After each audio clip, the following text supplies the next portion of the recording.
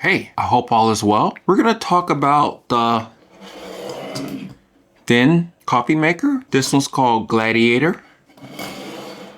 I really wanted to hate this particular brewer. Sometimes I get a little gear hungry.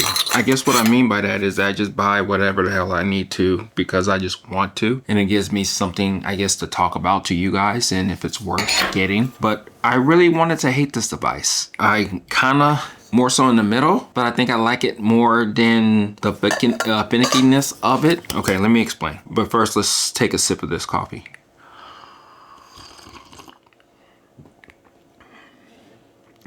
This is my espresso blend and it's very tasty. It's really good, has more of an orangey type of aftertaste on it, or really throughout the whole thing. And then you get a little bit of the chocolatey type notes. It works really well as a drip.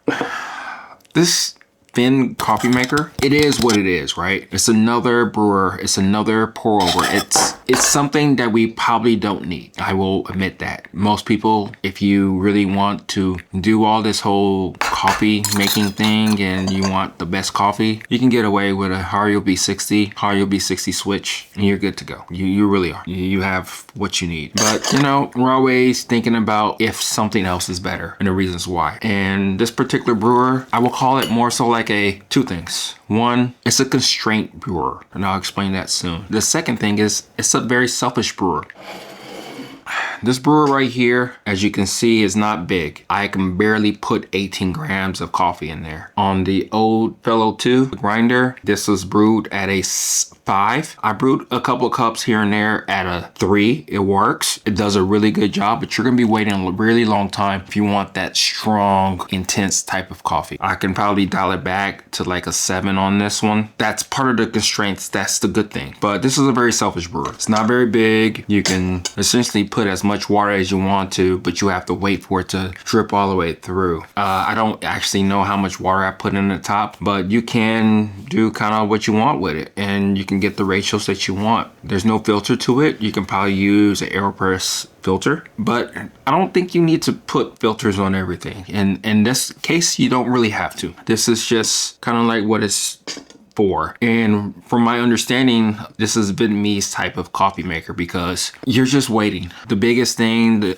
is that you're trying to combat or to mesh or to blend together heavy sweet condensed milk. So you're gonna be using a darker roast. You're gonna be using like a finer grind. So this is what people mainly kind of use this for, but I believe you can use it for pour overs. And like I said, I have a love-hate relationship with it because it's like if it's not lined up perfectly, as you just saw, the water won't really drip through it. So this brewer, I don't know what I've really learned about it, but I think the biggest thing really is that it is constraints. It's already built in constraints. There's no real pouring technique, no swirling, no middle pour, outer pour, nothing like that. You can't really do anything in that realm in order to enhance the flavor of the coffee. You can't. The vessel is contained. You can use a gooseneck or you can use a regular whatever you want. I think the biggest thing here is that when we think about coffee, a lot of times we want no type of constraints whatsoever. We just want to be able to make our cup of coffee. We can do whichever variables we want to do, and we want to be the champions of our brews. But in this case, in this brewer, you can't really do that, not to the same extent. What I mean by that is that there's a couple things that you can really change in order to bring out different parts of the coffee. They are grind size. Grind size plays a big part of this. If you want to go as coarse as you want to, the water is going to drip a lot faster. The extraction is going to be a lot less. As we already know that, right? But that's kind of like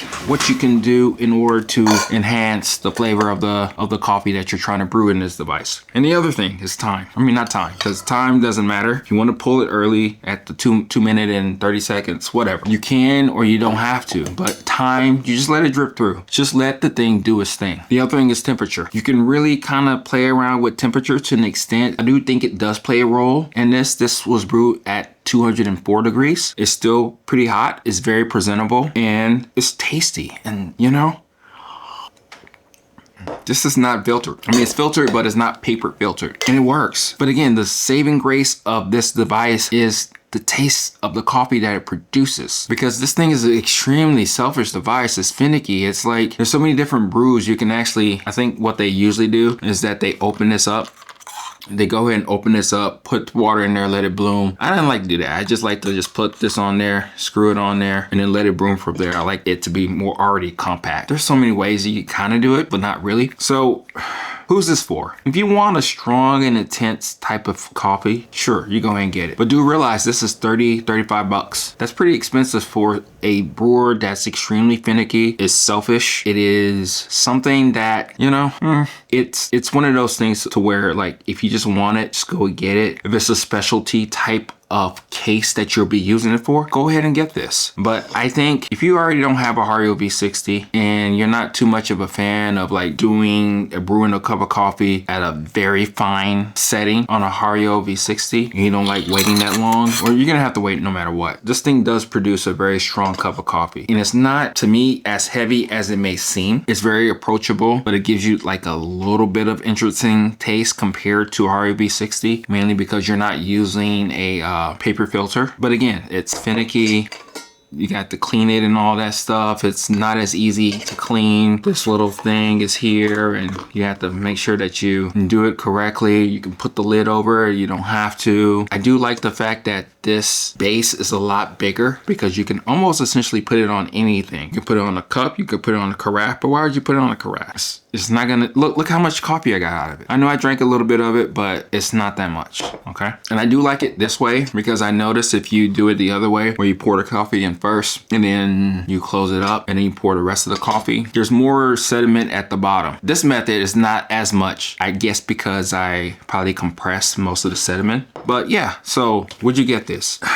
If you're just bored and you just want something different and you want to probably try to play around with different ways to kind of use a non-filtered coffee maker, go ahead. Are you going to miss out on your coffee if you don't get this actual brewer? No, you're not. I don't think you're going to miss out. But it does allow you to kind of see coffee differently and to truly really play around with those constraints. Because at times when we have everything that we can do, we lose sight in actually pushing ourselves creatively to see what coffee is truly really about with the parameters and the things that we have or we can't do all the time. So it kind of just brings you back down a level to really appreciate coffee with a device not being perfect, because no device is perfect, but it puts you right in the middle of like, wow, I never thought about it that way. I can't do that. Let's kind of do it differently. Let's see what it produces. Let's see if we like it. Let's see if we don't. So it's up to you.